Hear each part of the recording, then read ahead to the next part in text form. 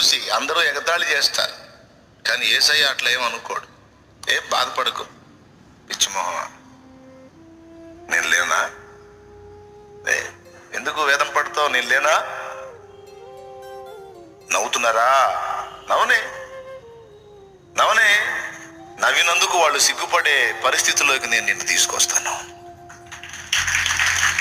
ఏమో ప్రభా, నాకేం అర్థం కావట్లేదు. నీకు అర్థమైతే ఇంక నేనెందుకు? నోరు మూసుకొని నువ్వు నా రెక్కల నీడలో ఉండంటాడు ఆయన. నవ్వారా? ఎగతాళి చేశారా? నీ స్థితి చూచి నవ్విన వారే సిగ్గుపడే దినమొచ్చేనులే.